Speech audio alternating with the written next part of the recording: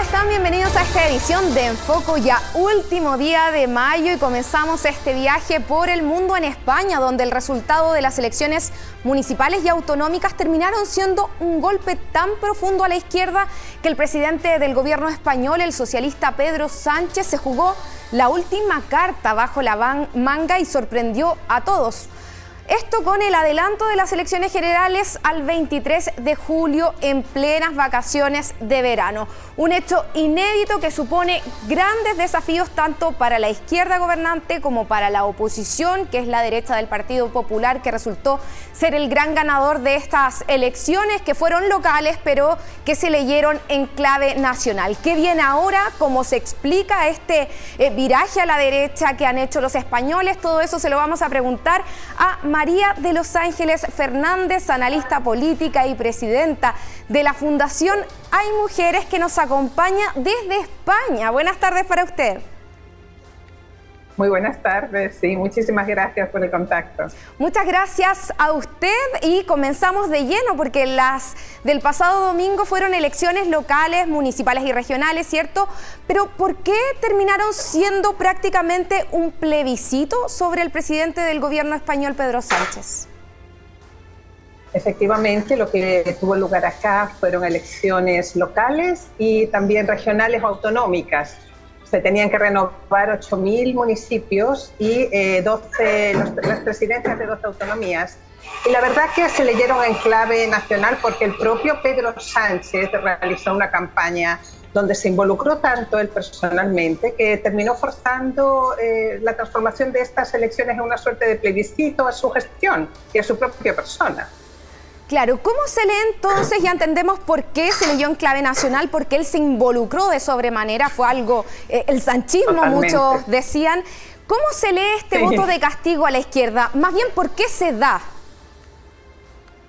Mira, bueno, en primer lugar, es una sumatoria de cosas, pero se está confirmando de alguna manera una tendencia al alza del otro partido, digamos, en España durante buena parte de la transición. Durante 40 años han gobernado dos partidos, el PP y el PSOE, ¿no? Y las encuestas venían dando un alza del Partido Popular, alza que ya se vio en las elecciones pasadas en Andalucía. Lo que sucedió el pasado domingo viene a cristalizar esa tendencia. Lo que pasa que, claro, yo creo que son una sumatoria muy grande de cosas, donde quizá la guinda de la torta ha sido conocer en el último tramo de la campaña que dentro de las listas electorales de Bildu, que son los herederos políticos de ETA, iban como candidatos personas que habían pagado pena por delitos de sangre. En el fondo, eso ha sido el colofón de una manera de gobernar de Pedro Sánchez durante toda la legislatura, que ha apoyado la búsqueda de las mayorías, porque él no tiene mayoría, ¿no? El Partido Socialista Obrero Español no tiene mayoría de escaños en el Parlamento. Se ha apoyado lo que aquí se llaman fuerzas destituyentes, fuerzas que en el fondo quieren terminar con lo que fue el modelo de gobierno, el modelo político de la transición. Pedro Sánchez ha buscado siempre los apoyos básicamente en Podemos, que viene a ser un poco la izquierda más radical, también en el separatismo catalán y por último en los herederos de ETA, que es Bildu. Y yo creo que eso quizá buena parte de los españoles que ya venían con descontento por distintos motivos, está todo el tema del impacto de la guerra de Ucrania, el alza del coste de la vida, la inflación, venimos también con el rebalse de la pandemia del COVID. O sea, hay una sumatoria de cosas que han llevado a los españoles a castigarlo de esta manera. Y él, con el adelanto eleccionario, lo que busca es digamos, aprovechar una serie de ventajas tácticas, porque la verdad que quedó absolutamente carente de capital político para llegar hasta el mes de diciembre, que era el momento en el cual todos pensábamos que se iban a convocar las elecciones generales. Claro, correspondían a diciembre estas elecciones y hablemos un poco de este cálculo que hace Pedro Sánchez para decir, bueno, me juego esta carta que era tan arriesgada.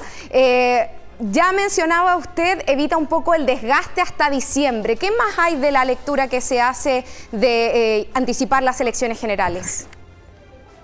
Son una sumatoria de elementos que él ha conjugado como para jugar esta baza que muchos encuentran que, bueno, es arriesgada. Tiene que ver también mucho con su estilo de liderazgo, ¿no? Recordemos, es bueno que quienes nos ven, los chilenos y chilenas que nos ven en sus casas, recuerden que Pedro Sánchez llegó al gobierno básicamente por el éxito de una moción de censura constructiva, donde él logró que se depusiera el gobierno de Mariano Rajoy. Él no llegó directamente por la vía de las urnas, él llegó por una moción de censura que fue la quinta de la democracia española y la única que ha resultado exitosa. Él logró la mayoría absoluta como para poder deponer el gobierno de Mariano Rajoy. Entonces es un hombre que le gusta jugar al límite, tiene un estilo de liderazgo, una personalidad política que nuevamente se pone en funcionamiento frente a este resultado tan catastrófico, porque él ha perdido el 70% del poder territorial que tenía y mantiene el control de muy poquitas capitales en España, de apenas 3 o 4 ciudades importantes. Y bueno, respondiendo directamente a tu pregunta de las ventajas tácticas, mira, yo creo que él, en primer lugar, lo ha colocado estas elecciones cuando comienzan ya las vacaciones de verano. Claro. Entonces ya se está viendo que él apuesta a la abstención, a desmovilizar la derecha. Y él, lo que estamos viendo ahora es una especie de avalancha de personas que ya se están precipitando para pedir el voto por correo. O sea, la gente va a querer votar igual, aunque esté distante de su residencia habitual. En segundo lugar, él está tratando de acallar o sofocar las críticas que ya se están viendo dentro de su propio partido. De hecho, hoy día hemos sabido que hay un sector que estaba muy acallado al interior del PSOE que se está empezando a movilizar porque quieren rescatar el partido y darle un viraje más a la socialdemocracia clásica. Básicamente son viejos tercios del PSOE. Luego, él también va a tratar de forzar a que la izquierda, que está bastante fragmentada, la izquierda del PSOE, trate de unirse en estas elecciones concurrió dividida y, bueno, en primer lugar, que traten de unirse en torno a su figura. O sea, claro, todo ese tipo de ventajas él está tratando de jugar para ver si le resultan. Y luego creo que desde el punto de vista del relato, él va a tratar de jugar la misma baza que jugó en el año 2019, es decir, todos nosotros contra el avance de un Partido Popular que se va a apoyar a la extrema derecha, que es Vox. Él va a tratar de recrear el miedo a Vox, pero mi hipótesis es que ya no hay miedo a Vox. Sí. Eso creo que está desgastado. Hace 8 años hablábamos del quiebre del bipartidismo español con la fuerte irrupción de Podemos y de Ciudadanos. Y en esta última elección llama mucho la atención que prácticamente no figuran.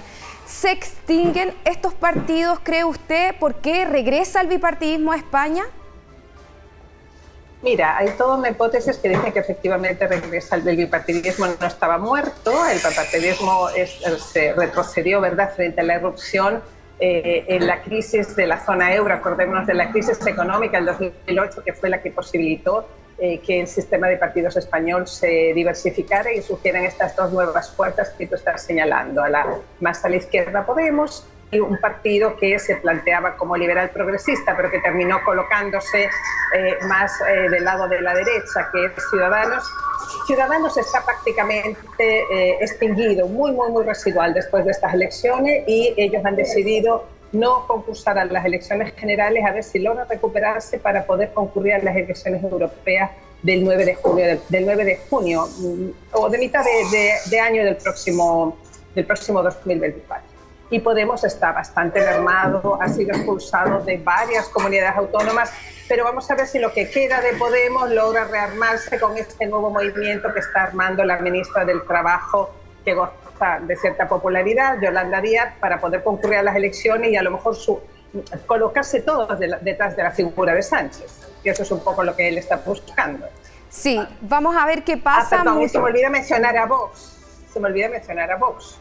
Vox también es un partido dentro de los pequeños. Tenemos 2 grandes partidos y los 3 más pequeños, que son Vox, Ciudadanos y Podemos, y Vox ha crecido exponencialmente. Vox va a ser la llave para el PP en muchas comunidades autónomas y en varias, seguramente, ayuntamientos, y se ha convertido en la tercera fuerza. De hecho, colocar las elecciones justamente en esa fecha también hay una ventaja táctica que busca jugar Sánchez, porque estos gobiernos locales y autonómicos tendrían que estar ya definidos a mitad del mes de junio.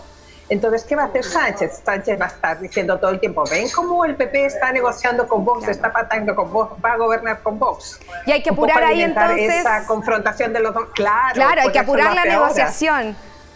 María de los Ángeles Fernández, se nos acaba el tiempo. Muchísimas gracias por acompañarnos. Ya tendremos que hablar en el futuro y la dejo comprometida para hablar de la figura de Ayuso, ¿cierto? En el Partido Popular, que pinta también para presidenta del gobierno, dicen algunos. Así que muchas gracias y buenas tardes para usted. Muchos cariños para todos, un gusto. Cambiamos de tema porque este martes, en el día 461 de la guerra en Ucrania, el conflicto vivió un nuevo hito. Por primera vez se registró un ataque masivo de drones explosivos que alcanzó la capital rusa, Moscú. Según el Kremlin, se trató de 8 drones que fueron interceptados, pero sus restos dejaron igualmente algunos daños en edificios residenciales, como vamos a pasar a ver en imágenes de apoyo, y 2 heridos leves. El gobierno ruso culpó a Ucrania, pero Kiev niega cualquier implicancia. Los ciudadanos rusos reaccionaron con estupor porque la guerra, que para muchos se veía lejana, se acerca. Ahora los invito a que miremos un mapa. Moscú está ubicado a más de 500 kilómetros de la frontera ucraniana, aquí lo vemos, y es una ciudad que está fuertemente blindada. Pasemos a la siguiente lámina. Si bien los drones no golpearon el centro de la ciudad, sí lograron llegar a los suburbios de la capital. ¿Cómo lo hicieron? ¿Quién está detrás de los ataques? ¿Se llevaron a cabo desde Ucrania o desde el propio territorio ruso? Esas son parte de las preguntas que quedan aún abiertas. Por mientras, la capital ucraniana vive los días más intensos de bombardeos con drones explosivos de día y de noche, lo que ha obligado a los ciudadanos a refugiarse constantemente en el metro de la ciudad. ¿Qué dijo el presidente de Rusia, Vladimir Putin, sobre los drones en Moscú? Lo escuchamos aquí. Hace 2 o 3 días atacamos la sede de la inteligencia militar ucraniana. En respuesta, el régimen de Kiev eligió el camino de tratar de asustar a Rusia, asustar a la gente de Rusia y llevar a cabo ataques contra edificios residenciales. Esta es una clara señal de actividad terrorista. Y cambiamos de tema y nos vamos a Estados Unidos porque era apodada la próxima Steve Jobs. Fue destacada en las portadas de las revistas más prestigiosas del país como la millonaria más joven del mundo. Se trata de Elizabeth Holmes, quien comenzó este martes a cumplir su sentencia de 11 años de cárcel en una prisión de Texas por fraude. La mujer saltó a lo más alto de Silicon Valley con su empresa que prometía revolucionar los exámenes de sangre, pero todo fue una mentira. Aquí está la historia. You founded this company 12 years ago, right? Yeah. Tell them how old you were. I was 19. I was 9 years old when I wrote this, and it begins, "Dear Daddy, what I want out of life is to discover something new, something that mankind didn't know was possible." Con esta tierna e inspiracional carta a su papá comenzaba uno de los tantos reportajes que le hicieron a Elizabeth Holmes en 2015, cuando los inversionistas y los medios le creían todo. Hoy su situación es diametralmente opuesta. Podemos confirmar que Elizabeth Holmes ha llegado a la prisión federal Camp Bryan y está en custodia de la Oficina Federal de Prisiones. Elizabeth Holmes, de 39 años, entró este martes a una prisión federal de mujeres en Texas, donde deberá cumplir una condena de 11 años, después de que una corte negara su última petición para permanecer libre, mientras apelaba a su condena por fraude. The world works in certain ways until a new great idea comes along and changes everything. What if you could test your blood in your own home? And what if it wasn't a whole vial, but just a drop? La miniserie biográfica The Dropout resume el auge y caída de Holmes, cuya compañía, Theranos, prometía revolucionar las pruebas de sangre y diagnosticar enfermedades con solo unas pocas gotas. Holmes dejó la universidad a los 19 años para fundar la compañía y se convirtió rápidamente en una celebridad de la tecnología. Fue portada de prestigiosas revistas y atrajo inversiones de reconocidas figuras políticas, como los exsecretarios de Estado George Shultz y Henry Kissinger, y de algunos de los personajes más ricos del mundo, como los dueños de Walmart. It's our actions that will determine this new stereotype around women being the best in science and technology and engineering, and it's that our little girls will see when they start to think about who do they want to be when they grow up. Aspiraba a ser un ejemplo a seguir, pero la suerte de Holmes llegó a su fin cuando una investigación de The Wall Street Journal cuestionó la capacidad de los dispositivos de Theranos y la validez de las pruebas de sangre. No siento que sea correcto probar estas cosas en pacientes, no me siento cómoda haciendo eso. Y la respuesta que obtuve fue, no tienes idea de lo que estás hablando, lo que debes hacer es lo que te estoy pagando por hacer y realizar las pruebas en los pacientes. La empresa tergiversó la verdad sobre la eficacia de sus pruebas. Llegaron al extremo de usar maquinaria más antigua, tradicional, y luego fingían que los resultados provenían de sus máquinas. Así que estaban mintiendo. Mentían a pesar de saber la eficacia y la calidad de los resultados de sus pruebas. Además de su tiempo en prisión, la justicia ordenó a Holmes pagar $452 millones a los inversionistas defraudados. Para pagar deberá usar la gran fortuna que acumuló, que según Forbes, en 2014 superaba los $4.500 millones. Es el precio que deberá pagar esta mujer que engañó a todo el mundo y que pasó de superestrella de la biotecnología a reclusa.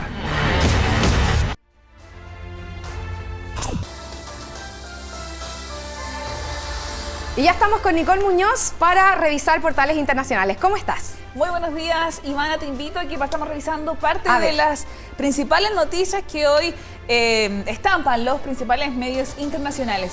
Vamos a partir con lo que fue este lanzamiento por parte de Corea del Norte, este satélite, especie de misil, lanzado ayer por la tarde en nuestro horario. Eso vendría siendo el amanecer de esta jornada día miércoles en Corea del Sur y también Japón.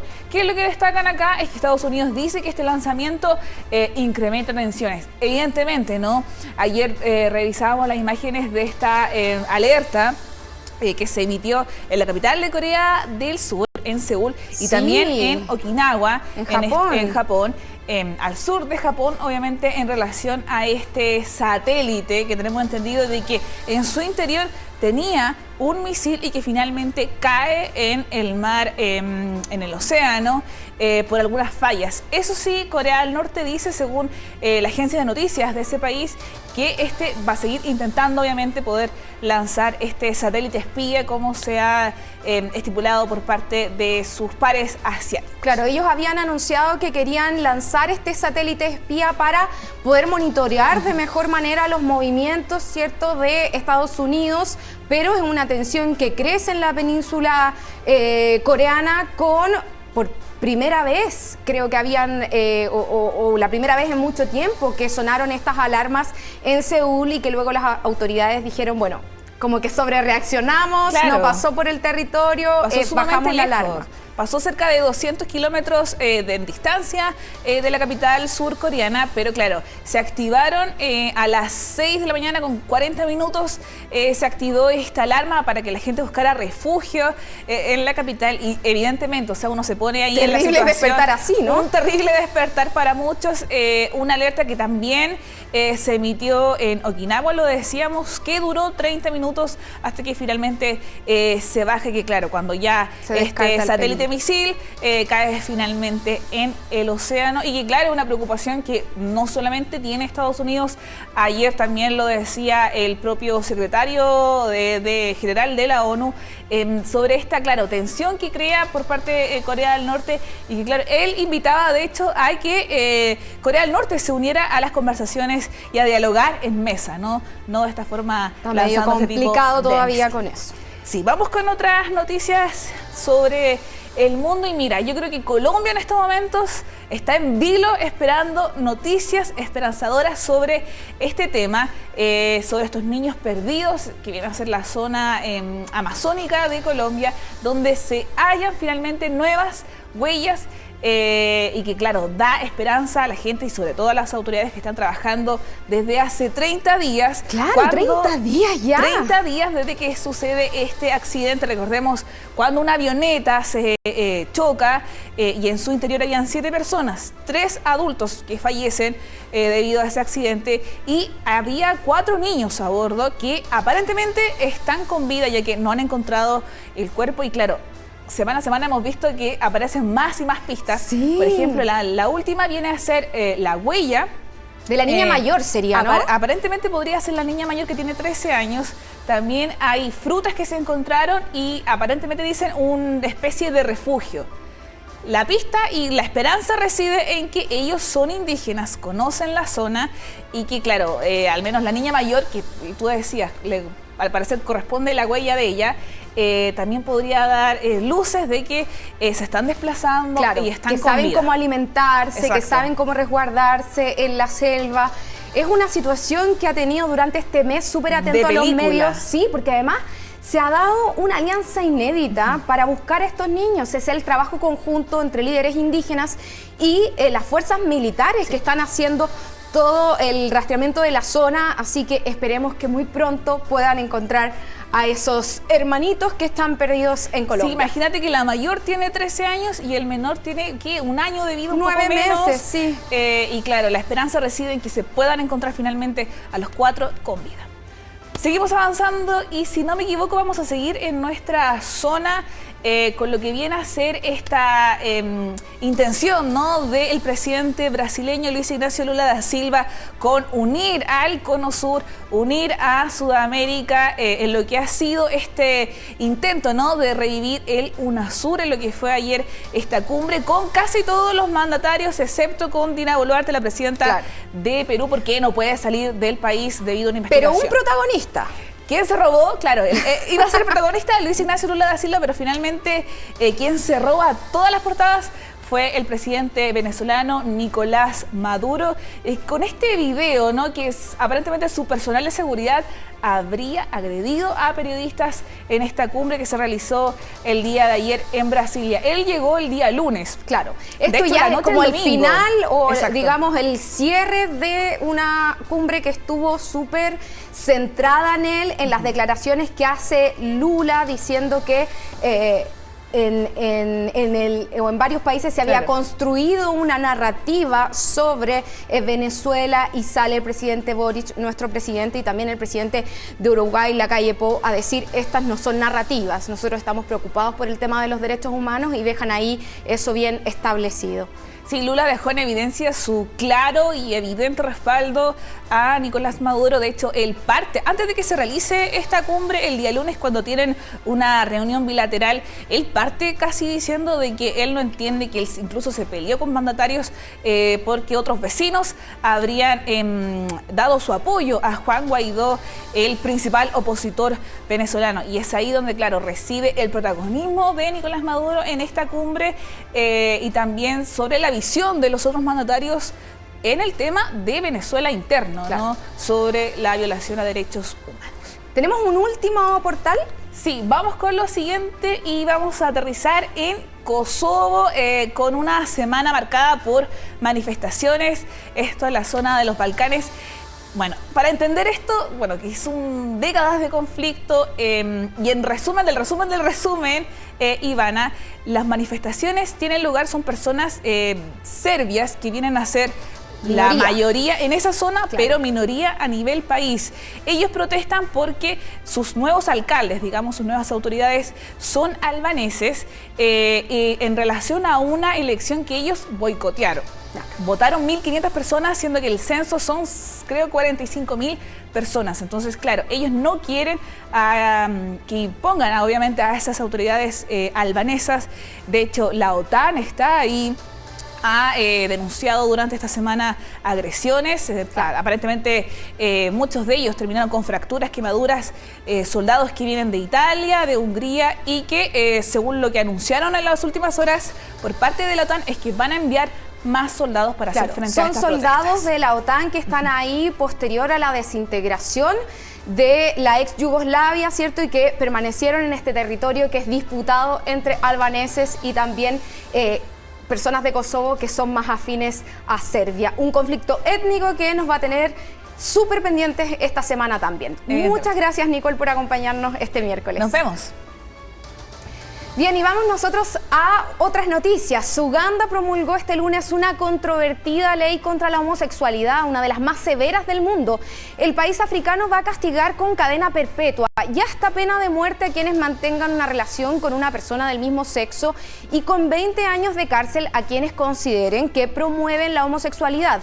El alto comisionado de la ONU expresó su consternación por la promulgación de esta ley draconiana, afirmando que es contraria a la Constitución y también a los tratados internacionales e indicó que abre vías para que haya violaciones sistemáticas de los derechos de las personas LGBT.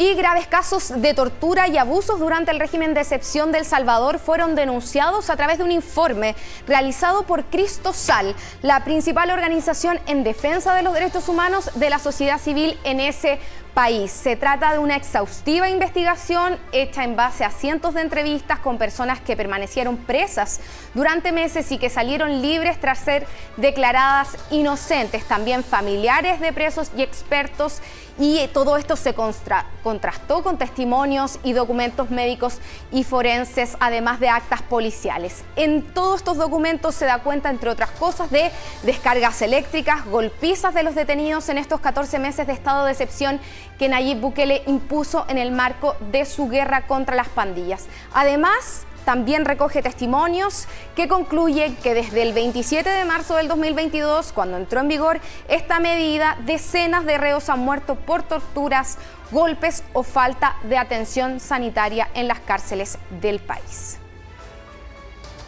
Y para terminar, ponga atención a estas imágenes porque con este registro Estados Unidos denunció que un caza chino realizó una maniobra innecesariamente agresiva cerca de una aeronave militar estadounidense. El Pentágono informó que el incidente se registró la semana pasada sobre el mar de China Meridional. Según el ejército estadounidense, el avión chino voló directamente delante y a menos de 120 metros de la nariz de la aeronave norteamericana, obligando entonces al piloto a volar a través de la turbulencia de su propia estela. Este incidente, según el ejército estadounidense, forma parte de un patrón de conducta china que tiene el potencial de crear un incidente mayor. Y con esta información nos despedimos de la edición de En Foco de este miércoles.